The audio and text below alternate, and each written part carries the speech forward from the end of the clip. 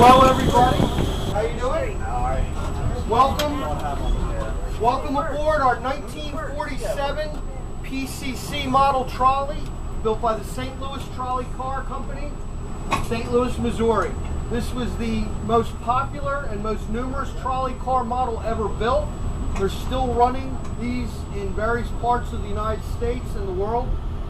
SEPTA sold off dozens of these to San Francisco, where they're carrying colors from other cities that also ran these, but most of them are Philadelphia cars. This car is running in everyday service on Girard Avenue by the zoo in a restoration effort to restore that line cheaply using existing equipment. We're here in Darby Borough. The historic Darby Borough walk is right there. We got installed with the help of SEPTA, the Darby Historical Commission, and others. I highly recommend you go walk and see that. Today, the firehouse is open today for tours. You can see their antique pumpers. They're right up there beyond the check cash service there. Please go and see them. There's also some food being served in the restaurant you guys got on there. And there's other things. There's a tour over Eden Cemetery after the final one of the trolley. We're going to make a quick trip over to the Elmwood Car Barn and then come back, and then we're going to take a longer ride from the same place, and we're going to go all the way into Philadelphia to the Woodland Cemetery on Woodland Avenue. You're riding on the number 11 trolley line, which is SEPTA's oldest surviving trolley line. It literally goes from the era of horse-drawn trolleys. Trolleys were driven by horses.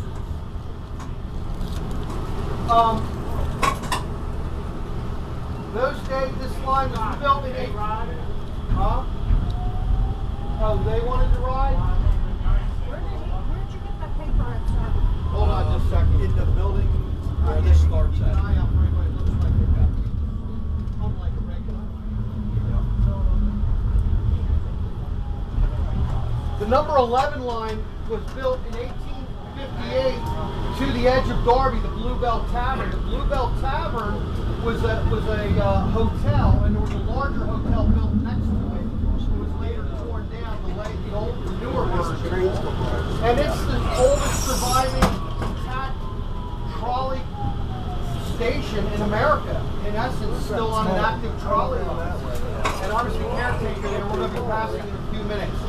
Here, we're crossing the last main line crossing of a trolley to a mainline train left in the United States. There used to be tens of thousands of them. This is the very last one that exists anywhere.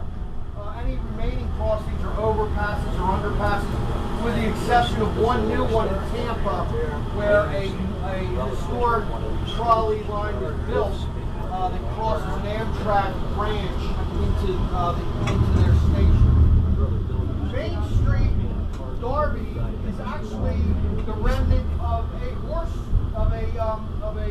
Indian trading trail and warpath, the Great Meekwas Path. That's why Main Street makes this turn, and it makes another turn.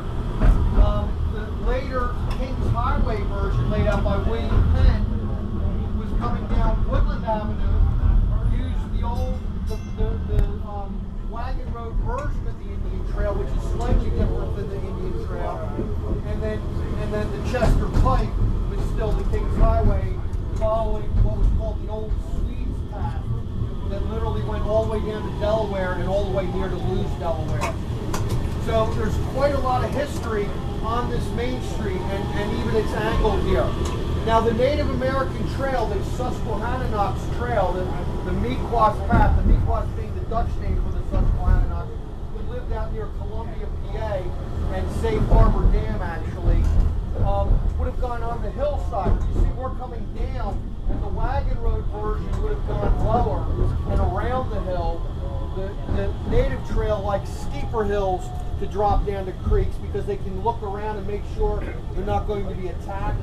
So you see the hills up there, but by the time it's converted to a wagon road, they wanted to go around. And by the time the horse cars came, they kind of lowered it a little bit more to go through here. We're coming up to the Bluebell Tavern and Governor Prince's, Swedish Governor Prince mill.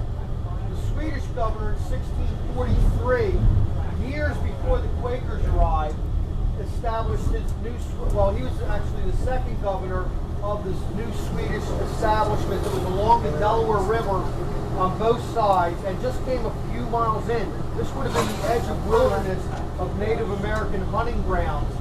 The Susquehannocks had pushed back the Lenape to New Jersey that originally occupied this area. You don't hear about that because we get our history through the Quaker historians, and they didn't talk about that very much, about Warpass, and they talk about the Lenape, who were the original Native American in this area here. But they had been pushed back by the Susquehannocks, so the Susquehannocks could trade directly with the Dutch, and then the Swedes, as the Swedes started building forts on the Delaware, on the Schuylkill and Delaware, to cut off the Dutch trade to New York for the beaver pelts, the international beaver pelt trade. Beaver pelts being able to repel water through their from rain. This is the Bluebell Tavern. This is the oldest historic tavern in the city of Philadelphia. I was originally the caretaker until I was flooded out 2 years ago. There's a new caretaker, but they didn't open it for us today. We're trying to get them to open it for us next year and other times. This is the oldest pub tavern in the city of Philadelphia. 5 soldiers died in a battle here inside. There were 28 Americans holed up here. One of them was foolish enough to take a shot at the thousands of British going by on the way down the King's Highway as they would be marching up and down where they occupied Philadelphia. And they were stormed and 5 of them were bayoneted on the steps. The rest were taken prisoner. We know this from more than one source, but one account was a pension hearing for a gentleman who was captured here and told the account of what happened. General Washington stayed here multiple times on the Great Road to the north and the south. It was one of his favorite taverns. He could get himself composed, get into his better clothes, wash up, and then go into Philadelphia to accept the Continental Congress. Later he came here as president. This is the Phelps Napkin Factory, the soap factory, very famous at one time. And we're going under the Pennsylvania Railroad Bridge of the Amtrak main line. On the way back, I'm going to show you something really interesting on there. This was the original high-speed line in America as early as 1902. We had steam engines that went as fast as 120 miles an hour, would operate at speeds of over 100 miles an hour here. We're now coming up on Island Road here, and we're going to enter the Elmwood Car Barn. This is the last. It's a modern car barn, but it's the last of the trolley car barn. There are no buses based here at all. There's one other car barn in the city that has 2 trolley lines in an old trolley car barn that's being converted to bus. But literally 100 trolleys live here. A very, very rare thing in America these days. At one time, every American city had streetcars. All cities were built by railroads and streetcars before that canals and ports. But it was really the streetcars that allowed the dense development to go out into north, south, and west Philadelphia, out into Delaware County, and you can see literally where the lines went is where the development went. And this is a holdover. It's a new car barn from when these trolleys were built new, the Kawasaki's in 1981. And to see 100 streetcars here at any one time is rare. We're going to have a rare opportunity too. We're not going to just turn around, I believe. Are we going through again? Yes. We're going to go inside the car barn on a trolley here. This is the route that trolleys take when they come out of service. They come in to be cleaned, inspected, and any minor repairs made. You see the trolleys pull right on in. We're going to pull in on track 2 here and go right on through that section of this servicing car barn. Heavy repairs are done at another car barn, the Woodland Car Shop on Woodland Avenue that we passed in the other tour. That modern shop is on the site of the oldest continuous trolley car barn operation in the country today.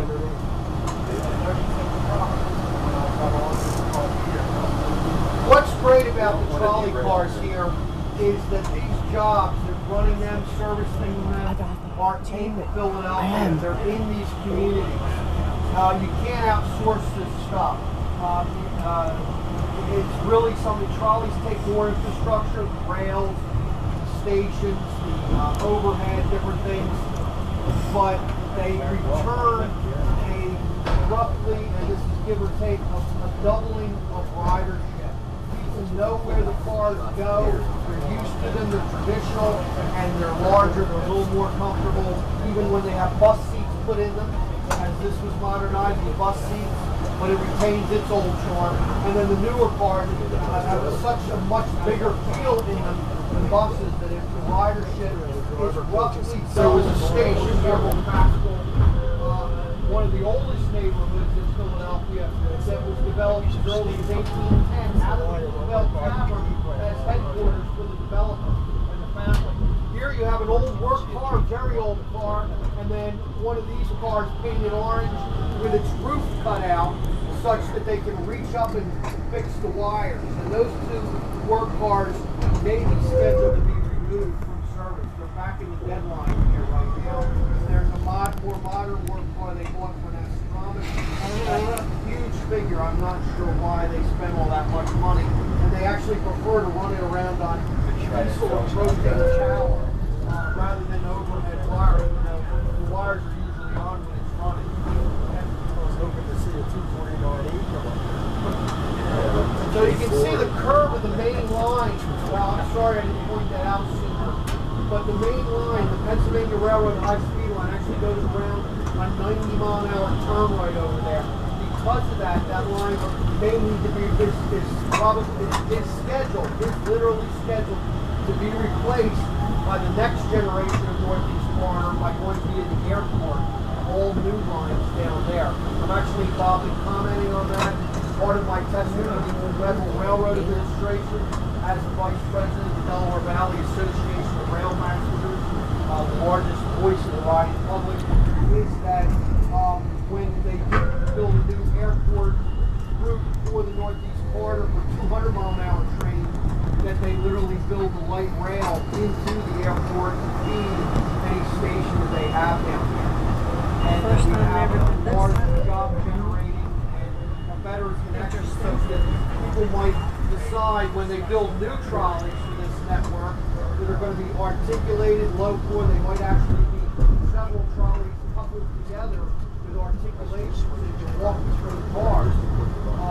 There'll be plenty of room for luggage, bikes, and other things like that.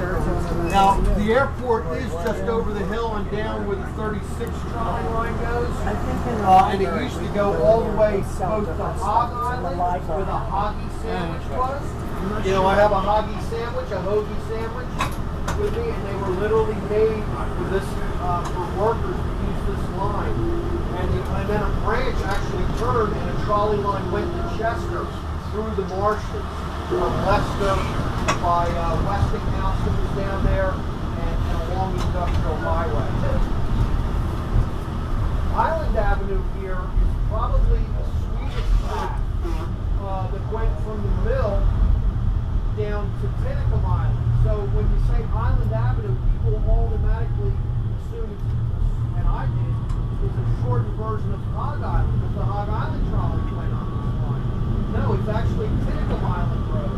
Now, one thing that I want to point out to you here, on the left, if you look on the cement, there's a steam engine image there, up on the cement, up high on the bridge. That's one of those 127-mile-an-hour record holders. They actually preserved that locomotive, or actually one like it, that held the record at 127, unofficial record. But they were using it to promote it. That's the only bridge I know of in America that has the pictures of steam locomotives on all four corners of it. Very, very rare. It shows you how important they thought Island Avenue was. And the reason they did was because the Cobb Street Parkway was going to be an expressway. The parkways in New York City, the express roads before they built interstate. So here is one of them. This is the parkway extension and down, and then it's going to connect over to Passaic Avenue and into the marshes is how it's going to develop. Pennsylvania Railroad put its fastest steam locomotives on that bridge, anticipating this becoming a very fast and very important road as early as 1902. We're going to be turning left here at the Bluebell Tavern. You can see one of the 11 trolleys going by. The 11 line, as I said, is the oldest line in the city of Philadelphia, back to the horse car days. The Bluebell Tavern. Each other. Before that, it was a house. Lived by a family named Duncanfield. Their son was William Claude Duncanfield. W.C. Fields. This is one of the places where he lived. Yeah, one of the places. And they have been born here. There are 3 other places where he may have been born. We don't know. But passing by the birthplace of W.C. Fields. Yeah, so did I, yes. The other thing, well, Scott's Getting a drink of water. this was also during the Revolutionary War, part of the campaign to not Fort Wayne. So we could move the supply stamps on the river. There was a part of 2,500 troops under General Boyd Wallace. Last night he was dead.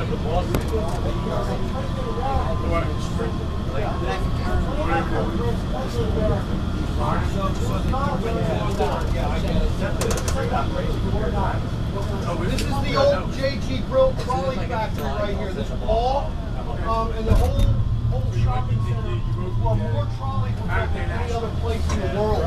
There's a hope of putting a trolley mural on the side of this section of the wall here, where we can paint some of the trolleys that were built here, some of the more famous ones, including down in Chester, where they have a 1916 trolley in storage that was built here, and they're hoping to get opera someday.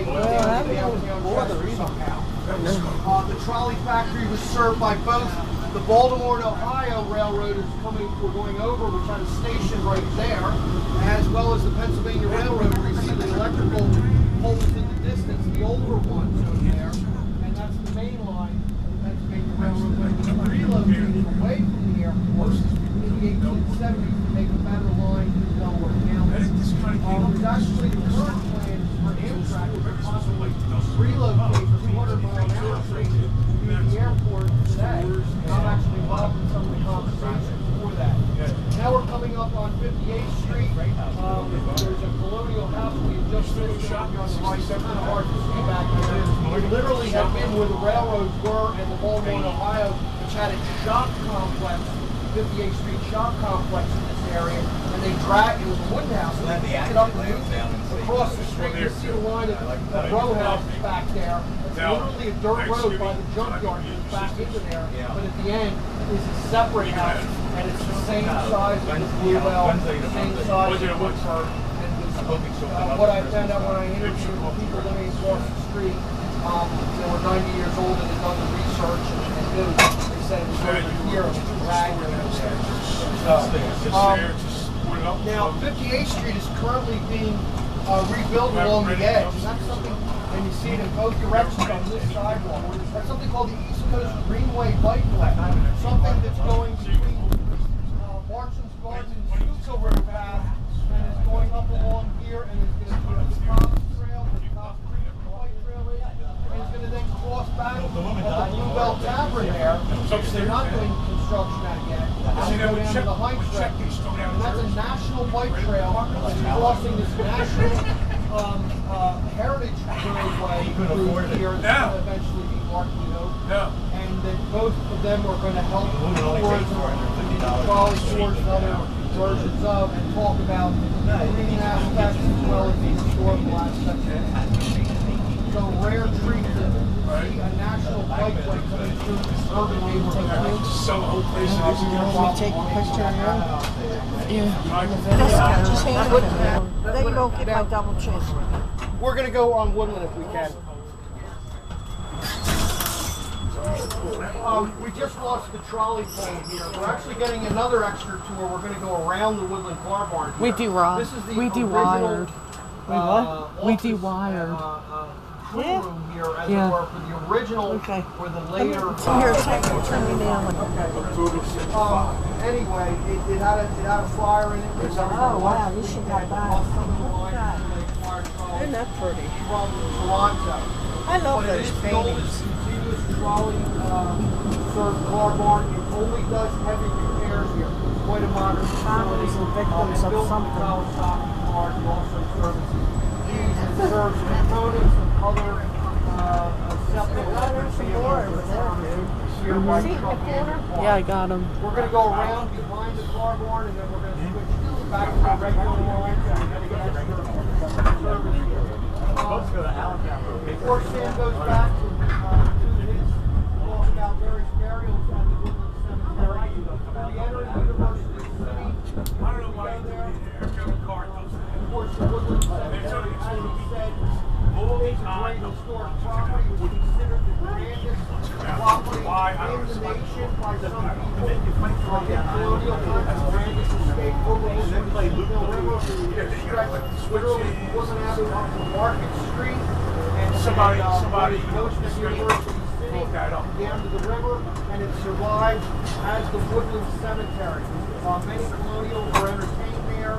Oval rooms were developed there and were later copied by the White House. And General Washington, President Washington, copied the oval rooms at the Woodland Cemetery. So that's quite a historic location.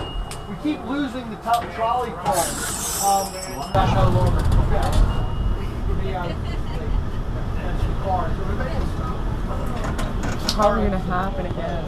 we're going to be pulling around and then turning onto Woodland Avenue again. You'll see Grays Ferry Avenue shooting off to the right, which was the King's Highway and the original Lower Ferry Bridge, another historic route. But the Woodland Avenue goes before Hamilton Estate as an Indian Trail, and then later after the Hamilton Estate will reach for the Revolutionary War to the bridge built at Arcade at Woodland Avenue was re-established. Cheers. We're probably gonna dewire again. Just throw it out.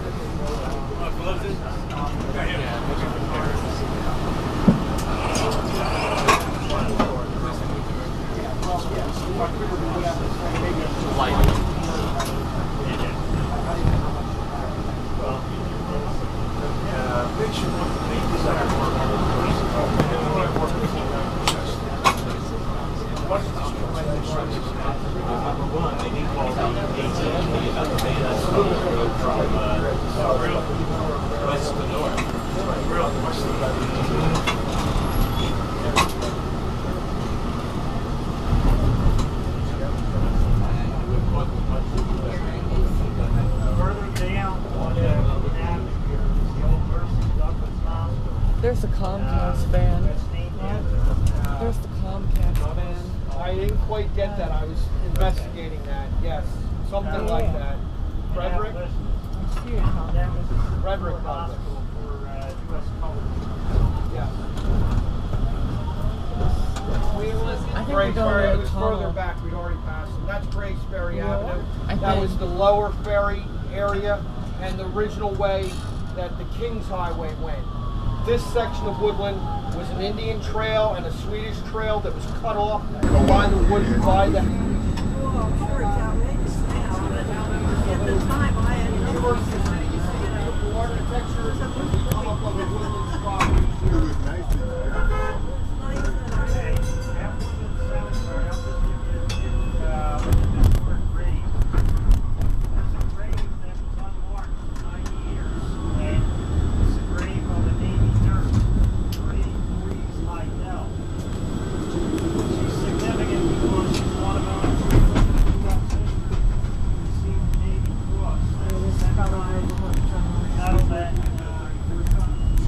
Yeah.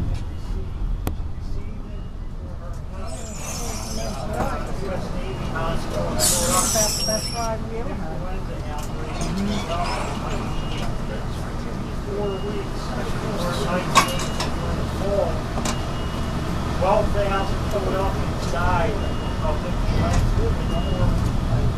And she was treating the sailors at the Naval Hospital, and she succumbed to the disease. Now, her brother, the family owned the second largest hardware business, wholesale business in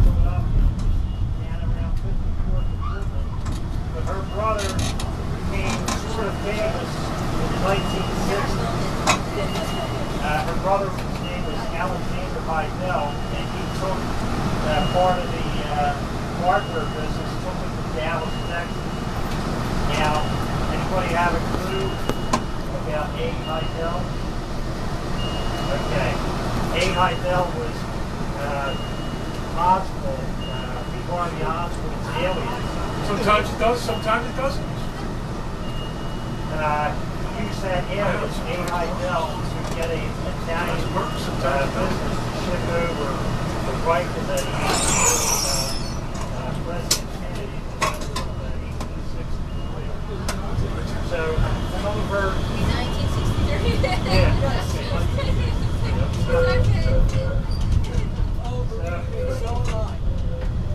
Yeah. Okay, so we got the United States Veterans Administration to finally approve and install a marker at Woodland Cemetery over her grave. And that was in 1922. You want to get That's what he starts for you. When you get off the trolley, right? Also, in Did you take a picture getting on? Yeah. This is the grave of Thomas E. Who? Is there any time No, you'll H-O-G. No. And he was a ship get back Right there. to the Confederate Navy. Oh, okay. Hijacked. Now, this is significant. There's no time at all. Has anybody ever gone to the airport and tried to get on an airplane? What happens first? You get searched, right? The very first time the U.S. government ordered people to be searched was on ships. And that was a result of this gentleman, Thomas E. Who, because he tried to hijack, put it through with him, he tried to hijack the ship. At Panama, and what he was after was the gold shipments that were going up and down the Pacific Coast. Oh, look at And something they were that trying to sues. hijack one of those Okay. Further away, rather than the traditional old neighborhood, they were able to live in suburban neighborhoods like this was, that didn't have all that much industry that was built in. You don't see the large factories at all. And then you can see how the storefronts behind the new signs, the terracotta there, it's very beautiful and all, still trolley oriented, no back alleys quite yet. Cars, later how it became in, and the houses are still bigger. But when the ticket fare became cheaper and everyone could buy an electric streetcar further out, you see the houses are smaller and all. People could drive, take the steam train, or later the Westchester branch here, the railroad. They can take that further out and better to move further and further out. This is the King Cessna I thought you were talking about the Blackbird. It was actually an old polo ground. They played polo here. And No, then later, I thought you were talking about that ugly Blackbird where we went to the Tri-State Mall. I rode with that woman 3 times. Was she still black? What I've been told. You also have This one's library. Her father's a shot of Carnegie Library High School built right across the rock. I don't think it was because I don't think she got done cleaning that fast. Carnegie Library was actually the last one built in the city, but this being another one, Carnegie being a philanthropist, Pittsburgh, turned his wealth into libraries across the country. The very last one. Still operate?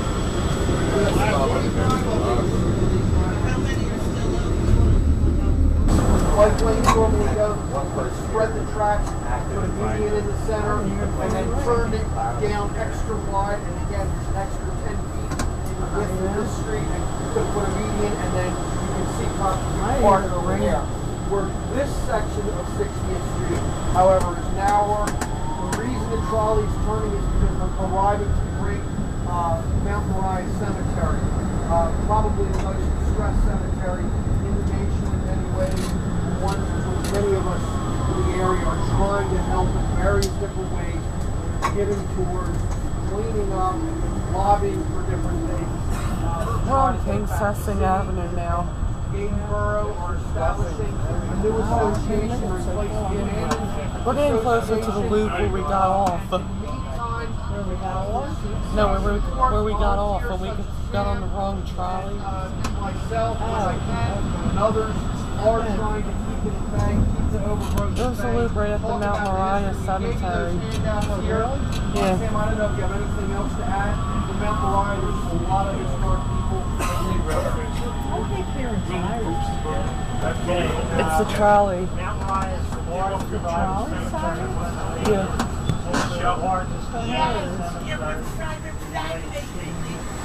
The cemetery?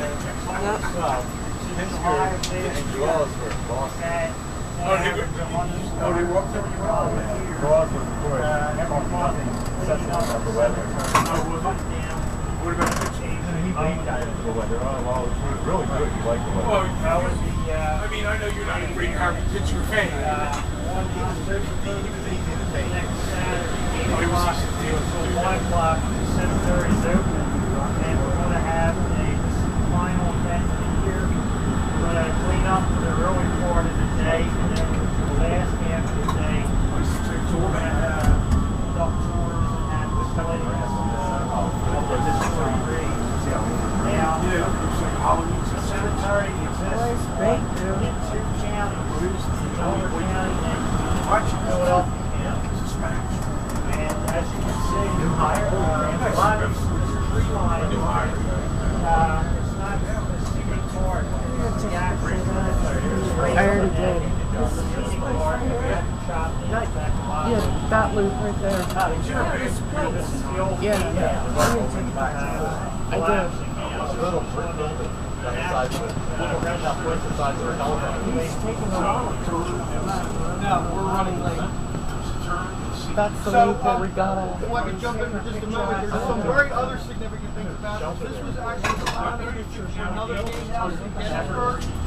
In Gettysburg, it had a tower larger. You see the trolley loop going in here and the gate right next to it? The original was a horse cart came across Cemetery Avenue, and that gatehouse was built specifically at this corner for the horse car service. They may have, I am told, they did this.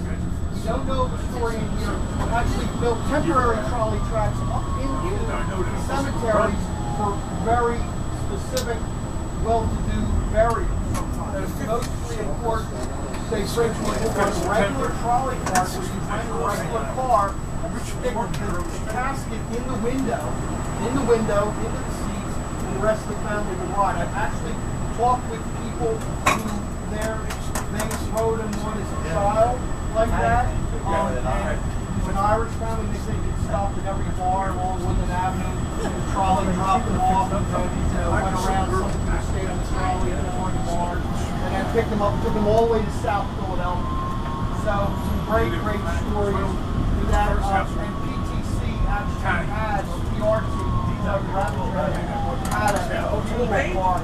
Unfortunately, does not yet have a picture of it here. We do hope to find it. Picture of it in the car, specifically had a side compartment where you could load it in, and then it was very dignified car, and you could drive. There's one thing you might say. Well, we'd like to see that. Yeah, we have to count one of the It's not here, but there's a picture on there.